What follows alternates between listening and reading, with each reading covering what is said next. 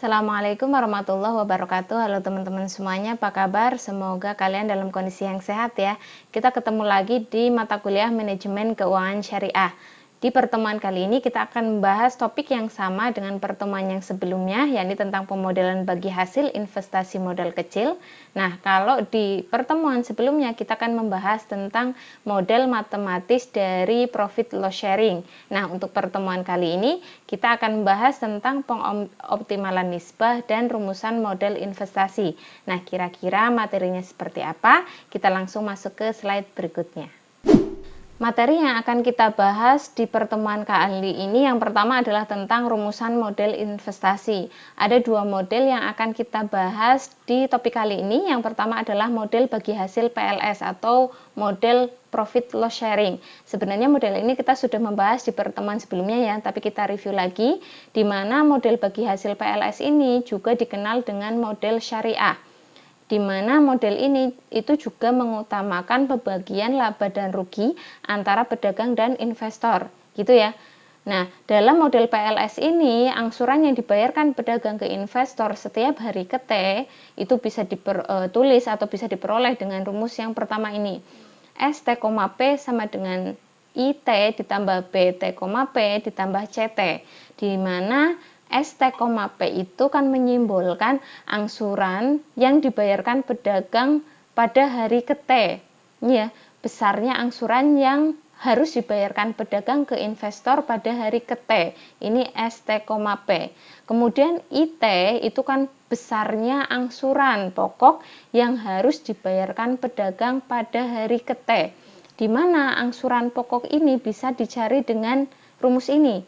Angsuran pokok itu sama dengan A dibagi T. Ingat, A itu adalah besarnya pinjaman yang diberikan investor ke pedagang tersebut. Kemudian T itu kan jangka waktu yang diberikan oleh investor ke pedagang untuk melunasi pinjamannya. Gitu ya. Jadi T itu adalah jangka waktu pembayaran atau pelunasan pinjamannya. Nah, ini STP. Kemudian I sudah ya. Kemudian BT, P. B itu adalah bagi hasil.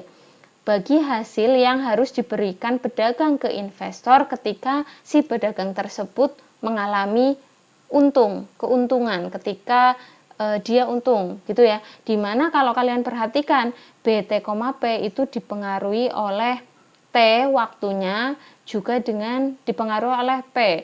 P itu adalah porsi bagi hasilnya, berapa persen pendapatan bagi hasilnya, persentase yang harus diberikan ke investor, gitu ya.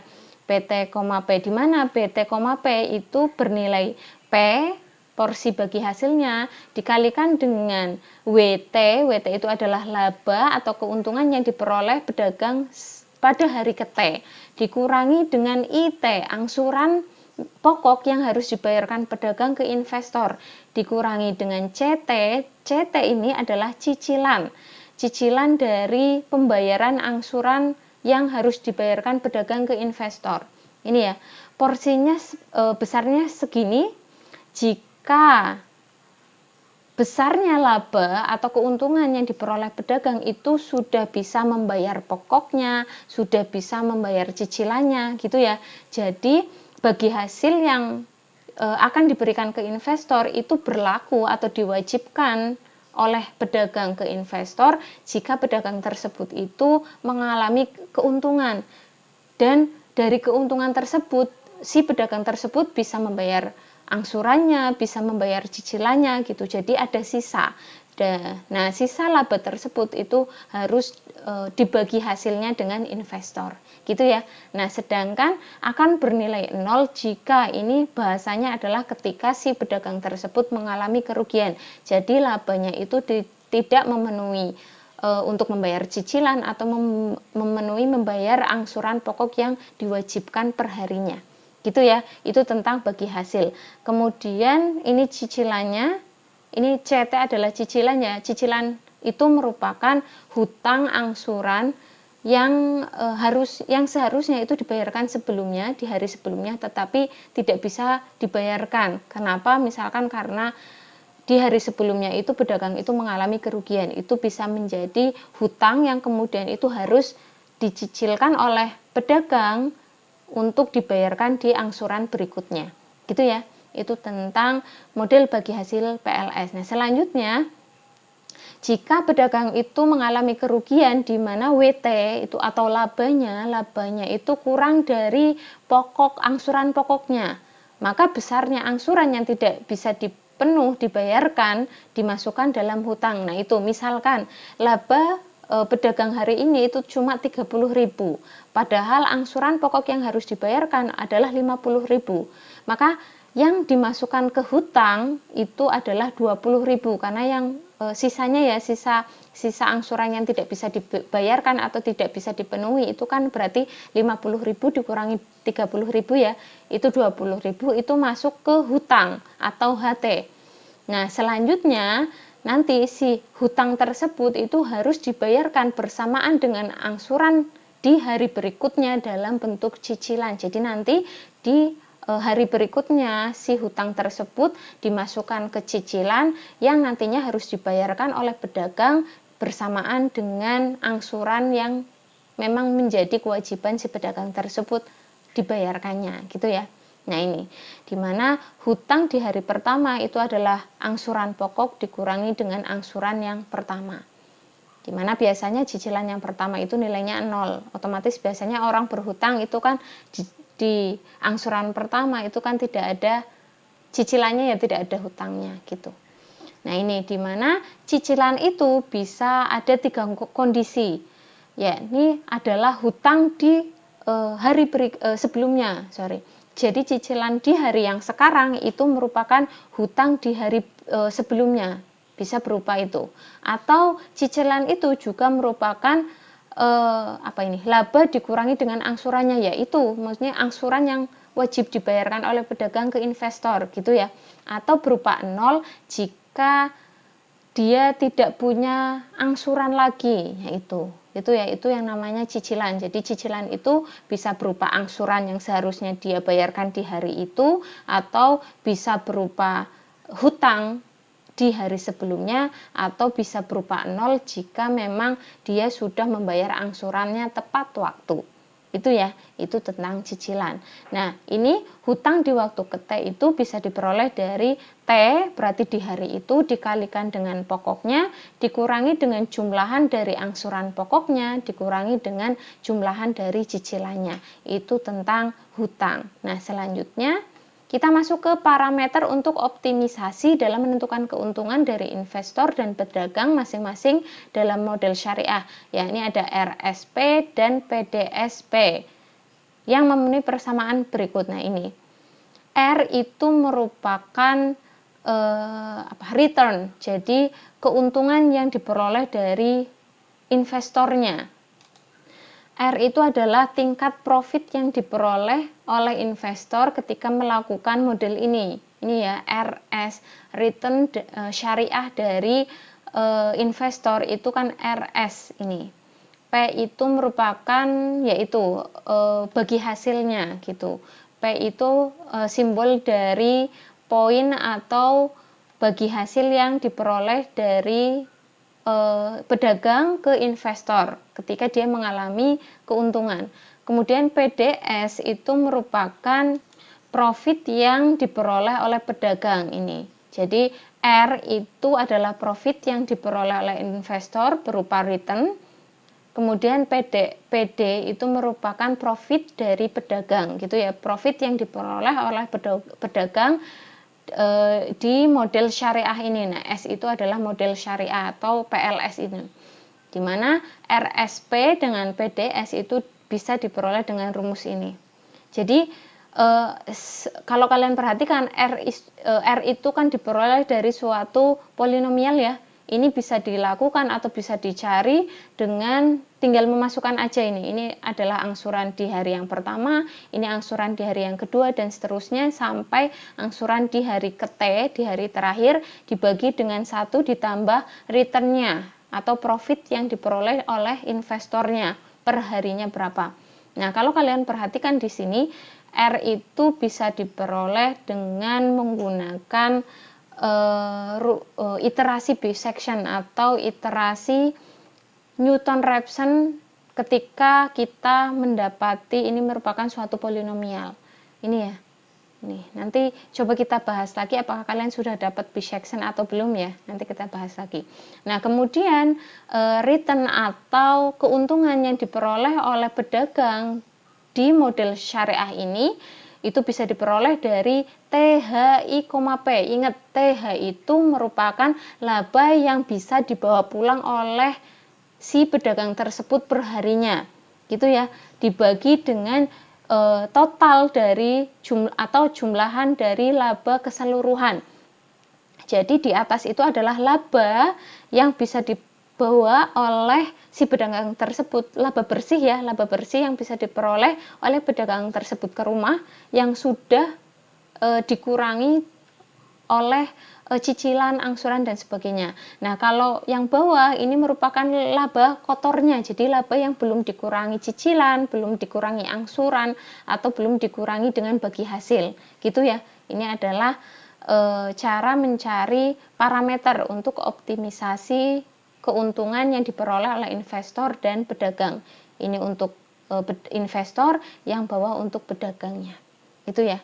Nah, selanjutnya model yang kedua adalah model rentenir untuk pelengkap optimisasi.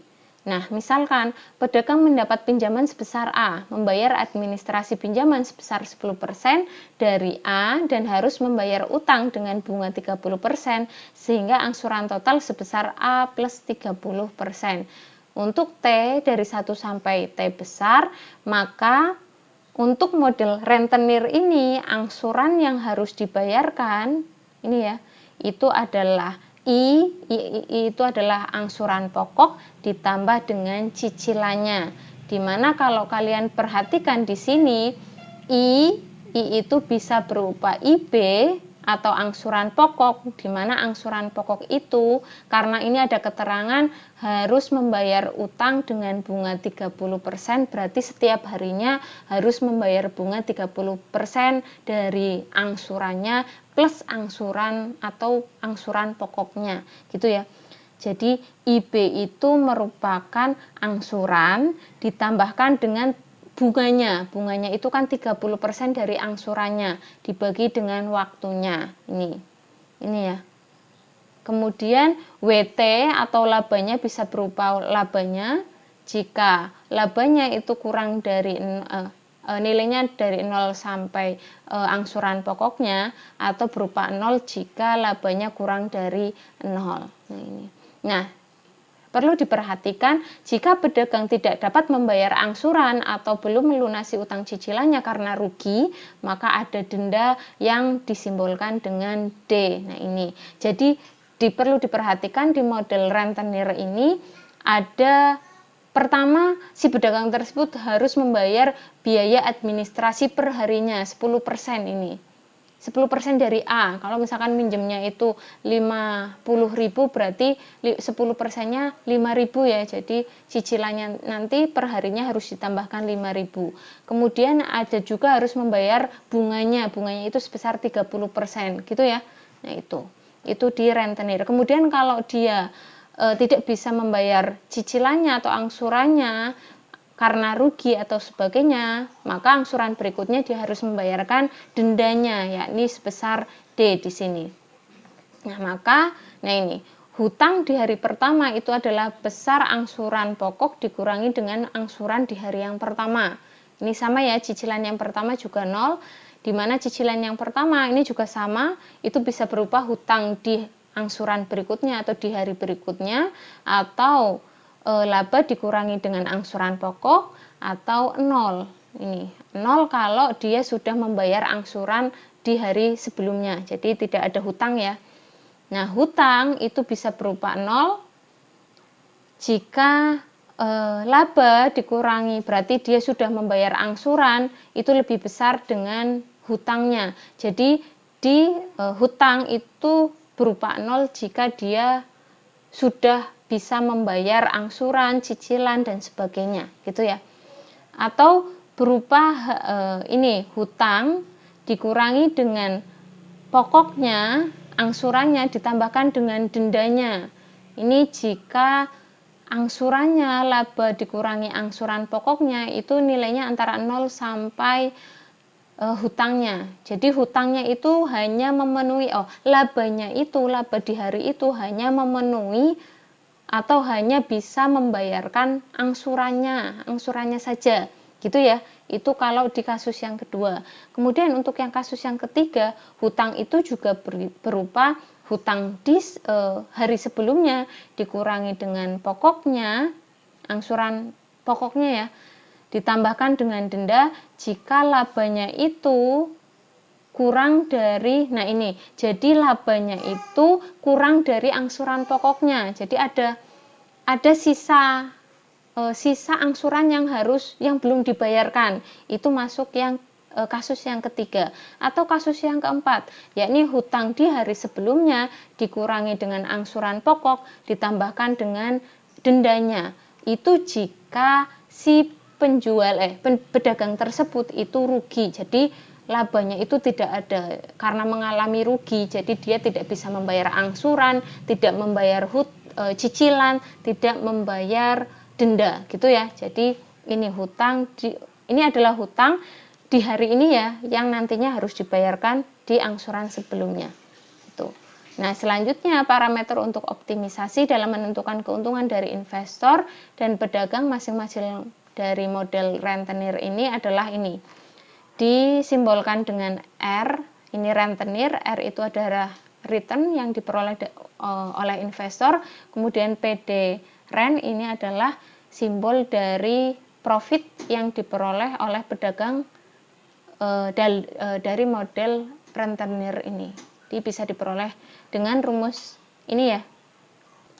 Jadi bisa dibedakan ya antara model syariah dengan model rentenir. Kalau model syariah itu A atau jumlah pinjamannya itu sama dengan jumlah angsuran perharinya dibagi dengan return atau untung yang diperoleh oleh investor ditambah di hari yang pertama, ditambah di hari yang kedua, ditambah sampai hari yang sampai di hari angsuran yang terakhir. Tetapi kalau di model rentenir itu ada ketambahan 10% dari A. Ini adalah biaya administrasinya. Jadi ada ketambahan biaya administrasi sebesar 10% dari jumlah pinjamannya. Gitu ya, itu di model untuk menghitung return atau keuntungan yang diperoleh oleh investor. Kemudian ini ada THREN. THREN itu adalah laba bersih yang bisa dibawa pulang oleh pedagang perharinya. Itu adalah nilai maksimum dari jumlah laba dikurangi dengan angsurannya, 0. Jadi THREN itu adalah laba maksimum atau laba total yang bisa diperoleh atau yang bisa dibawa pulang oleh pedagang perharinya. Laba bersihnya, ini.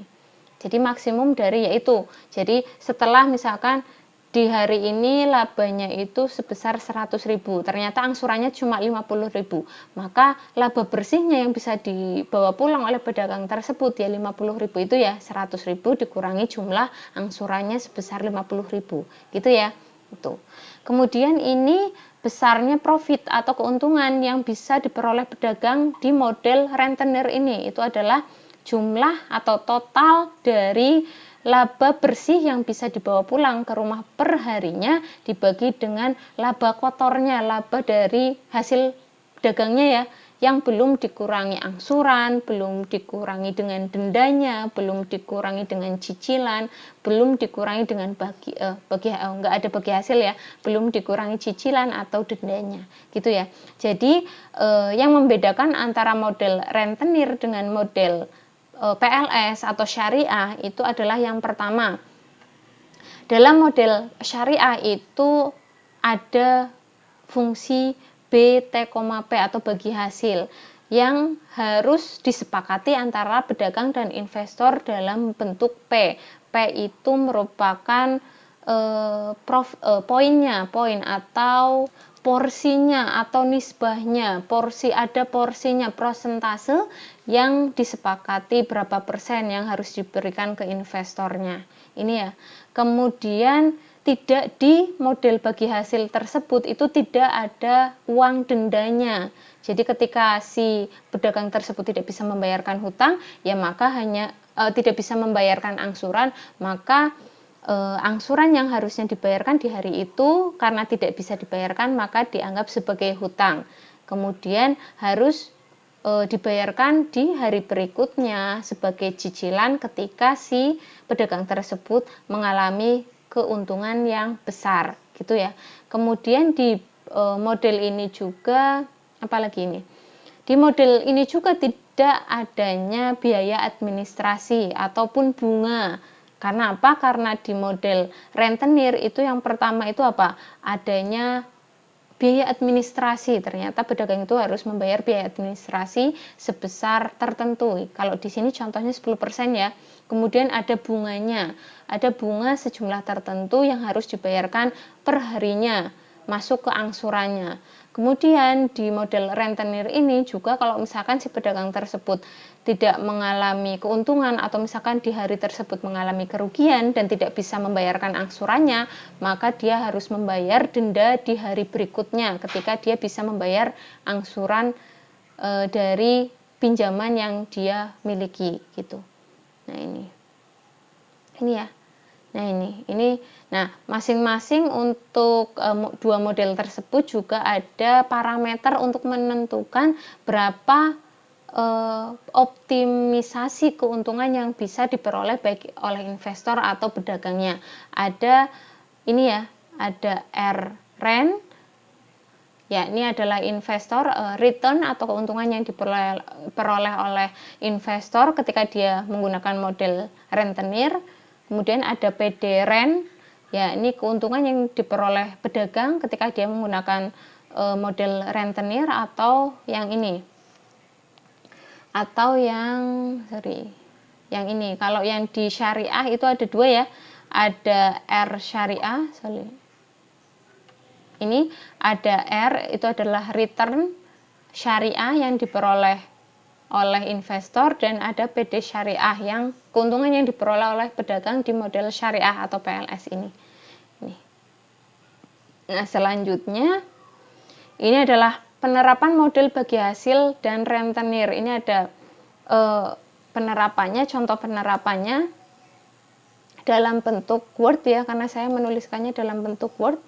Di sini kalau kalian lihat, ini adalah contoh penerapan bagi hasil model PLS. Rumusnya sama dengan yang sudah kita pelajari di materi sebelumnya, di topik yang sebelumnya. Ini ya, jadi ini ada 20 hari waktu peminjaman. Ini ya. Ini dengan ini merupakan WT ini adalah jumlah laba atau keuntungan yang diperoleh pedagang per harinya. Ini hari pertama, hari kedua, ketiga, keempat dan seterusnya sampai hari terakhir ya. Ini sejumlah 1.420.000. Kemudian IT itu adalah angsuran pokoknya. Nah, di sini ditentukan angsuran pokoknya sebesar 50.000. Ini ya. Nah, kemudian HT ini adalah hutangnya. Hutang itu terjadi jika si pedagang tersebut mengalami kerugian. Nah, kalau kalian perhatikan di sini, di hari ketiga itu kan ternyata pedagang tersebut mengalami kerugian sebesar 810, ya enggak? Maka dari itu di kolom angsuran pokok dia tidak ada. Kenapa? Karena dia hutang, dia rugi, maka kan tidak bisa membayar angsurannya. Nah, angsuran tersebut masuklah ke hutangnya. Nah, ini hutangnya 50.000. Gitu ya. Kemudian cicilannya tidak ada. Oh ya, nah di sini kalau kalian perhatikan, karena di hari pertama dan kedua si pedagang tersebut mengalami keuntungan dan bisa membayarkan pokoknya sebesar 50.000 per hari, maka nanti ada bagi hasilnya. Nah ini, bagi hasilnya seberapa ya? 10% ternyata. Prosentasenya itu merupakan kesepakatan ya antara pedagang dan investornya. Nah ini, karena di sini kalau kalian perhatikan prosentase poinnya, porsinya itu 10%, maka ini 10% dari WT dikurangi dengan IT-nya. Nah ini. Nah, ternyata bagi hasil di hari yang pertama itu adalah ini ya, 10% dari laba dikurangi dengan angsuran pokoknya ternyata. Nah, ini sebesar 151.500. Nah, nantinya maka angsuran di hari pertama yang harus dibayarkan ke investor itu berarti angsuran pokok ditambahkan dengan bagi hasilnya ini. Ternyata angsuran yang harus dibayarkan di hari pertama oleh pedagang itu adalah sejumlah 201.500. Ini ya. Nah, ini. Dan nanti di sini TH T, 10% ini berarti laba bersih yang bisa dibawa pulang oleh pedagang ke rumah. Ini ternyata banyak sekali ya labanya ya yang bisa dibawa pulang oleh pedagang tersebut sejumlah 1.363.000. Nah, di hari kedua pun sama karena dia untungnya banyak, kemudian dia bisa membayar pokoknya. Nah, karena masih ada sisa labanya, maka dia diwajibkan membayar bagi hasilnya, yakni sebesar 10% dari laba dikurangi dengan pokoknya. Ini sebesar Rp171.000. Ini ya. Nah, ternyata nanti angsuran yang harus dibayarkan si pedagang tersebut ke investor di hari yang kedua itu berarti 50.000 ditambah dengan ini. Jadi 221. Nah, ini juga laba bersih yang bisa dibawa pulang si pedagang tersebut pada hari kedua. Nah, kalau kalian perhatikan di sini di hari yang ketiga ternyata kasusnya dia rugi, pedagang tersebut rugi. Nah, kalau rugi maka karena rugi ya jadi tidak bisa membayar angsurannya, maka di sini kosong. Nah, karena dia tidak bisa membayar angsurannya maka dianggap hutang. Jadi 50.000 itu masuk ke kolom hutang. Nah, karena dia rugi juga jadi dia tidak diwajibkan membayar bagi hasil. Nah, dan ini angsurannya pun tidak ada, gitu ya. Angsurannya pun tidak ada. Nah, ternyata di hari yang keempat juga dia mengalami kerugian juga gitu ya.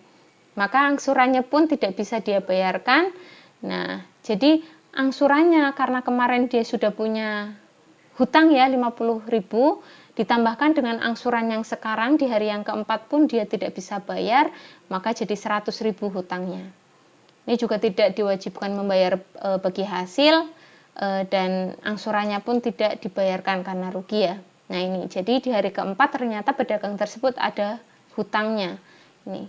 Nah, ternyata di hari yang ke-5 dia laba, dia punya untung 290.000. Padahal angsuran pokoknya adalah 50.000 yang wajib dia bayarkan di hari tersebut, di hari kelima itu. Nah, ternyata juga dia punya hutang 100.000 di hari sebelumnya. Nah, ini. Nah, hutang di hari yang sebelumnya itu menjadi cicilan di hari kelima itu. Gitu ya. Masuk ke cicilan di hari yang kelima. Nah, ini. Nah, kalau dibayarkan, nah karena dia laba, karena dia untung, maka dia diwajibkan untuk membayar bagi hasilnya seberapa. Nah, ini dihitung dulu kewajibannya. Jadi yang dia wajib bayarkan adalah angsuran ditambah dengan hutangnya. Berarti berapa? 150.000 ya. 150.000.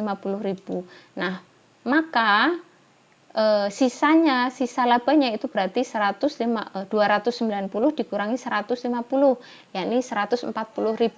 Nah, maka bagi hasilnya adalah 10% dari 140.000, yakni 14.000. Nah, ini. Nah, nanti angsuran yang harus dibayarkan si pedagang tersebut pada hari ke-T itu berarti dijumlahkan aja. Angsuran pokok ditambah dengan cicilan ditambah dengan bagi hasilnya sebesar 164. Ternyata masih bisa membawa uang ke rumah sebesar 126.000. Nah, untuk hitungan ke bawahnya juga sama. Jadi intinya seperti itu ya. Kalau laba berarti dia harus membayar pokoknya, kalau ada hutang atau cicilan harus dibayarkan cicilannya, kalau ada sisa labanya maka harus membayar bagi hasilnya. Gitu ya. Nanti besarnya angsuran itu totalan aja. Angsuran ditambahkan cicilan ditambahkan dengan bagi hasilnya. Itu kalau untung. Terus kalau misalkan rugi gimana? Nah, kalau rugi otomatis angsurannya nggak dibayarkan. Nah, angsurannya tersebut itu masuk ke hutang, gitu ya, ke kolom hutang. Nah, selanjutnya cicilannya 0, nanti bagi hasilnya juga 0, angsuran di hari tersebut juga 0 karena rugi ya, rugi. Nah, itu prinsip dari pembayaran bagi hasil dengan PLS. Nah, kalau contoh penerapan model rentenir ini kan dimisalkan jumlah pinjamannya itu adalah 1 juta, kemudian waktu pinjamannya adalah 20 hari, dengan bunganya itu adalah 30% yang harus dibayarkan per harinya. Nah, maka ada biaya administrasi juga sebesar 10% dari jumlah pinjamannya. Maka di sini kalau kalian perhatikan, di kolom laba atau keuntungan itu sama ya, karena ini adalah contoh yang sama. Labanya sama per harinya. Kemudian di sini kalau kalian perhatikan jumlah pokoknya itu berbeda ketika menggunakan model PLS. Kalau PLS itu kan hanya angsuran pokoknya saja. Jadi yang ditentukan Rp50.000 gitu. Tapi karena di sini di model rentenir ini ada pernyataan bahwa si pedagang tersebut harus membayar bunga sebesar 30%, maka di angsuran pokoknya, berarti angsuran pokoknya itu kan 50.000, ya enggak? Ditambahkan dengan bunganya sebesar 30% dari angsuran pokoknya, berarti 50.000 ditambah 30% dari 50.000 tersebut, ya ini kan berarti 50.000 ditambahkan dengan 15.000 ya, jadi 65.000. Nah ini ya, jadi angsuran pokoknya itu sebesar 65.000. Nah ini karena dia untung maka bisa membayar angsuran pokoknya sebesar 65.000. Hutangnya tidak ada, ditambahkan denda tidak ada, cicilannya tidak ada, maka angsuran yang harus dibayarkan sebesar 65.000. Nah, kemudian ini adalah laba bersih yang bisa diperoleh atau yang bisa dibawa pulang pedagang ke rumah. Ini berarti dikurangi aja ya, 1.565.000 dikurangi 65.000 berarti Rp1.500.000. Kemudian di hari yang kedua juga sama, dia bisa membayar angsurannya, maka tinggal dikurangkan aja ya untuk menghitung laba bersih yang bisa dibawa pulang si pedagang tersebut. Nah ini untuk kasus di hari yang ketiga dia rugi ternyata.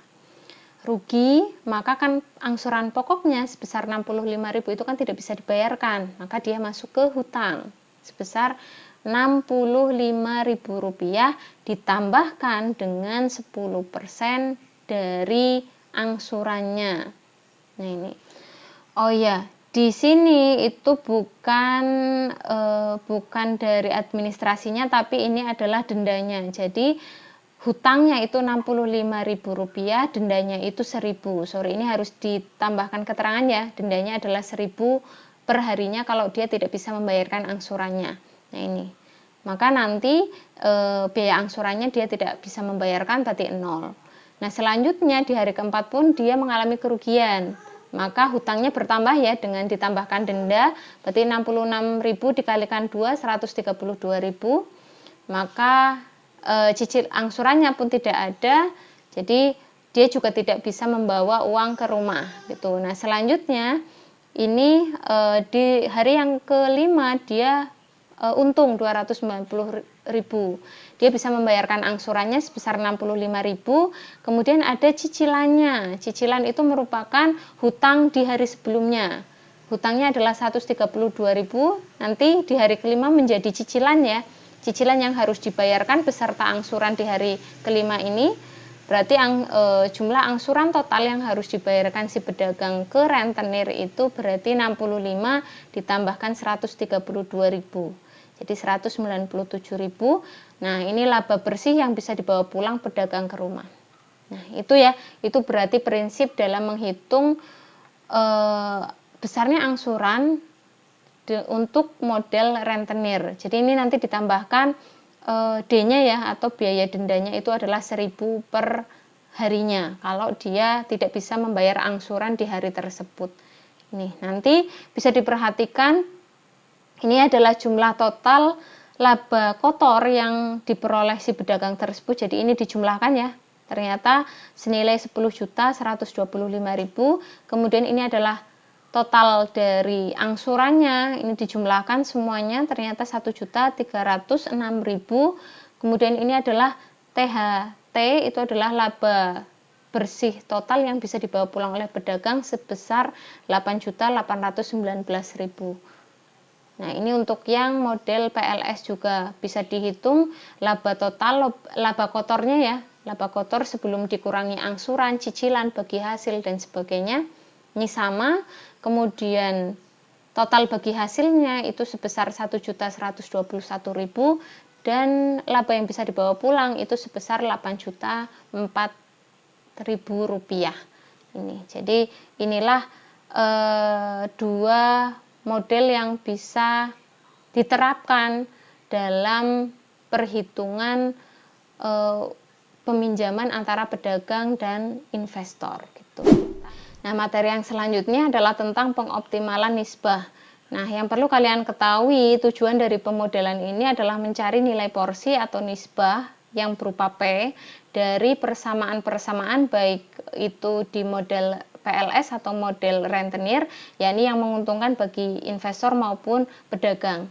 Nah, parameter-parameter yang menunjukkan masing-masing tingkat profit bagi baik investor atau pedagang itu ada dua, yakni adalah RSP dan PDSP. Kalau R itu adalah return yang akan diperoleh oleh investor atau keuntungan ya, keuntungan yang akan diperoleh oleh investor. Kemudian PDSP itu adalah keuntungan yang akan diperoleh oleh pedagang. Ini untuk yang model syariah. Dimana untuk yang model syariah, return yang akan diperoleh oleh investor itu bisa diperoleh dengan rumus ini. Sebenarnya ini sudah dijelaskan di model sebelumnya ya, tapi nggak apa-apa lah diulang lagi. Dengan A itu adalah jumlah penyertaan modal yang diberikan investor ke pedagang. Sebenarnya ini ketika kita mencari RSP, ini kan merupakan suatu polinomial. Ini nanti kita bisa menggunakan rumus iterasi, baik itu iterasi Newton-Raphson atau bisection atau iterasi dari bagi dua, atau ini biasanya pakainya metode numerik ya. Nanti coba kalian saya cek apakah sudah mendapatkan materi tentang atau mata kuliah tentang metode numerik dan materi tentang bisection maupun Newton-Raphson ini, untuk karena ini kan nanti berupa akar gitu, akar dari polinomial. Ini untuk mencari return yang akan diperoleh oleh investor. Nah, selanjutnya, nah ini HT atau hutang cicilan yang dibayarkan akhir periode agar modal yang disertakan dapat lunas dibayarkan kembali. Penyelesaian persamaan RSP ini dilakukan dengan simulasi metode numerik untuk mencari akar seperti bagi dua atau bisection itu atau Newton-Raphson. Nah, selanjutnya, tapi nanti kalau misalkan belum pun nanti kita nggak akan bahas ya. Nah, selanjutnya kita coba akan menghitung saja parameter profit yang akan diperoleh oleh pedagang, karena ini lebih gampang. Jadi profit yang akan diperoleh oleh pedagang itu bisa diperoleh dari, ini adalah total laba bersih yang akan dibawa oleh pedagang ke rumah. Ini adalah laba bersih ya, laba bersih yang akan dibawa ke rumah dibagi dengan total laba kotornya. Jadi W itu adalah laba kotor dari pedagang atau penjualan yang dilakukan pedagang tersebut yang belum dikurangi oleh angsuran, bagi hasil maupun cicilan gitu ya. Nah, ini sepertinya lebih gampang kita nyari ini saja ya. Nah, ini dengan THTP itu merupakan penghasilan pedagang yang sudah dikurangi angsuran sehingga dapat dibawa pulangnya itu ya. Nah, itu adalah parameter-parameter profit yang bisa diperoleh baik oleh investor maupun pedagang. Nah, ini contoh yang kedua, dengan menggunakan laba pedagang pada tabel 1 di bawah ini adalah tabel laba rugi seseorang. Maka tunjukkan perolehan dari investor dan pedagang yaitu nilai RSP, RNT, PDSP, dan PDRNT atau rentenir. Jadi ada dua model, model syariah dan rentenir. Nanti kita disuruh menghitung return untuk masing-masing, baik itu investor maupun pedagangnya.